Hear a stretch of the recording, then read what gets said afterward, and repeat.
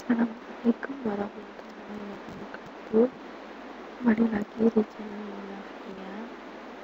Sebelumnya saya sudah pernah membuat video terkait status berat tinggi balita, akan tetapi belum ada suaranya.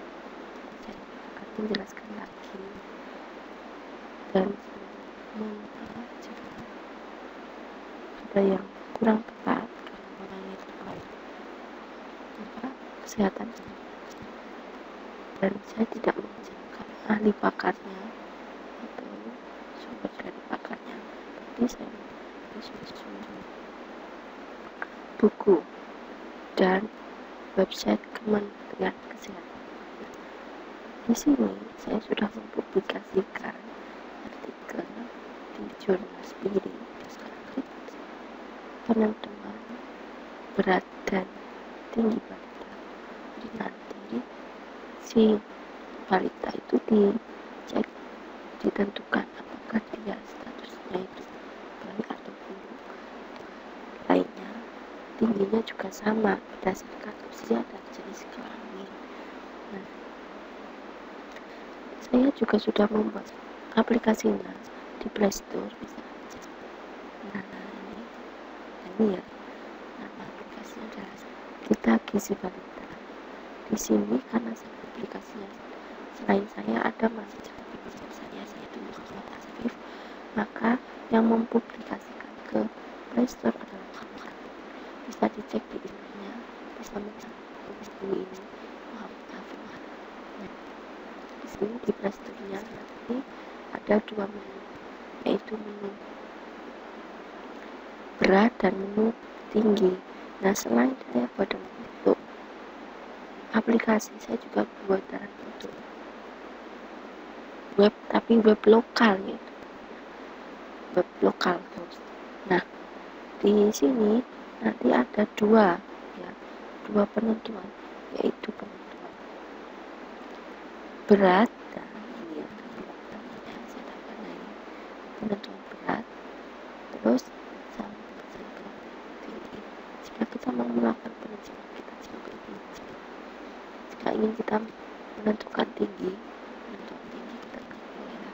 Sebelum itu saya ambil sumbernya dari mana. Di artikel itu sudah saya sebutkan, saya dari 5 sumber. Sebenarnya banyak, tapi saya sebutkan 5, yaitu dari ini Kementerian Kesehatan, dari sini model penentuan status gizi balita, terus dari penentuan faktor-faktor yang berhubungan dengan status gizi balita dan seterusnya. Nah, cara menentukannya pakai apa? Ada rumusnya, yaitu menggunakan Y-score. Sumbernya sudah saya sebutkan sebelumnya, itu bersumber dari sini.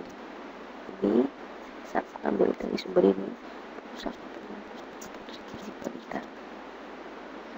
Sebentar, saya rumusnya. Nah, ini untuk menentukan status gizi ataupun status tinggi menggunakan rumus ini. BB itu berat badan anak, berat badan standar dibagi standar deviasi berat badan standarnya. Nah, kalau yang tinggi bagaimana? Hampir sama rumusnya, tidak beda berat tinggi. Jadi untuk menentukan status bayi itu berat ataupun tinggi balita bisa berdasarkan usia dan jenis kelamin. Selanjutnya, setelah menentukan Z-score, akan dicek di sisi. Jika Z-score kurang dari standar deviasinya, maka gizinya buruk. Jika sekian, nah ini ada berdasarkan berat badan, TB itu tinggi badan. Nah, dari sini akhirnya saya membuat ke dalam bentuk programnya. Programnya menggunakan bahasa PHP, kemudian ada database-nya juga. Database-nya ini yaitu ada 2 database. Saya buat seperti ini, kelihatan. Nah, ini ya.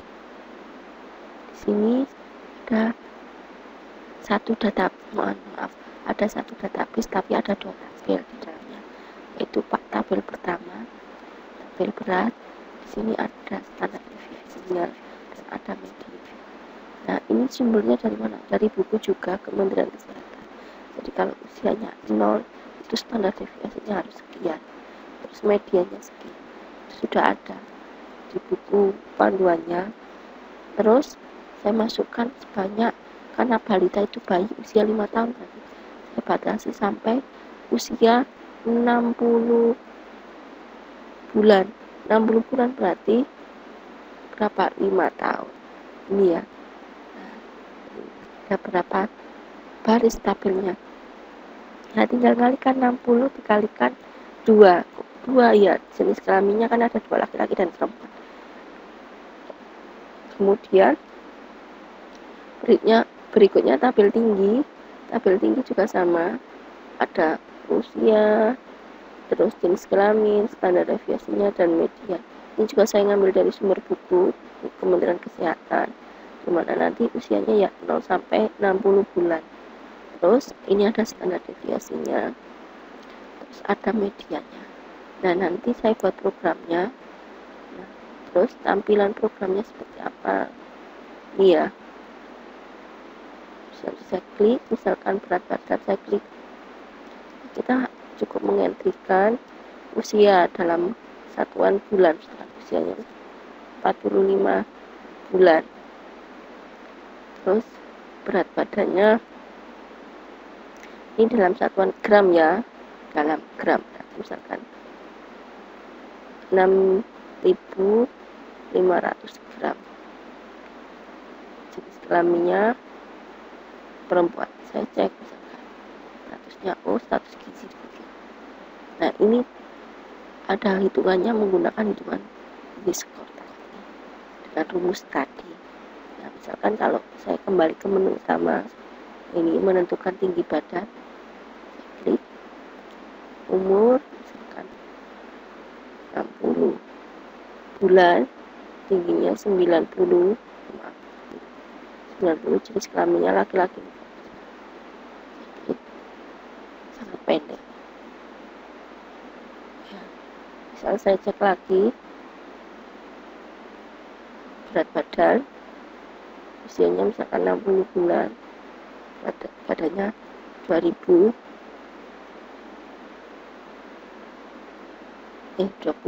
gram, jenis kelamin laki-laki, status. Ini ada berapa kategori nanti. Di sini saya mengikuti ini ya, gizi buruk, gizi kurang, gizi baik, dan gizi lebih.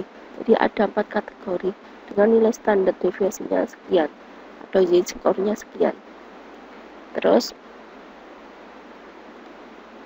yang TB buruk juga sama, saya membuat kategorinya ada 3, sangat pendek, normal.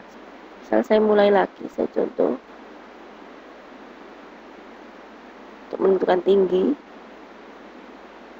usianya misalkan 60, tingginya dalam sentian misalkan 92 cm, laki-laki, sangat pendek. Misalkan saya cek lagi 60, misalkan ini 50, ini badannya 120, laki-laki, status tinggi. Ini untuk menentukan status tinggi ataupun berat. Jadi ada rumusnya sebenarnya di Kementerian Kesehatan sudah jelas, ada rumusnya menggunakan Z-score. Z-score ada standarnya. Terus dari Z-score ini nanti kemudian dikategorikan berdasarkan tabelnya. Nah, ini tabelnya. Nah, jadi saya menggunakan acuan ini dua baris ini ya, TB sama BB, berat badan sama tinggi badan.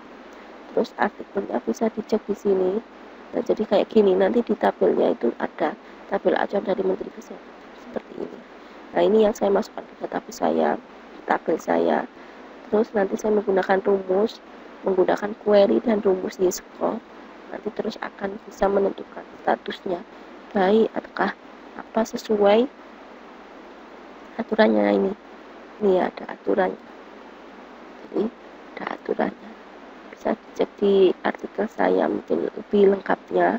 Jika ingin menginstal aplikasinya, bisa cek di Play Store, nama aplikasinya Gita Gizi Balita. Nah, kalau di webnya saya belum membuat web secara online, ini web offline-nya, web offline yang ada di laptop saya atau di PC saya. Jadi di situ ada dua untuk menentukan, yaitu berat sama tinggi. Nah, terus sumbernya saya ngambil dari mana? Bisa dicek di artikel saya sumbernya. Selain ini sebenarnya banyak sumber, tapi yang saya sebutkan di sini. Mungkin itu yang bisa saya sampaikan. Sebelumnya mohon maaf jika saya ada kesalahan ucap atau penyampaian. Terima kasih. Semoga bisa dipahami. Semoga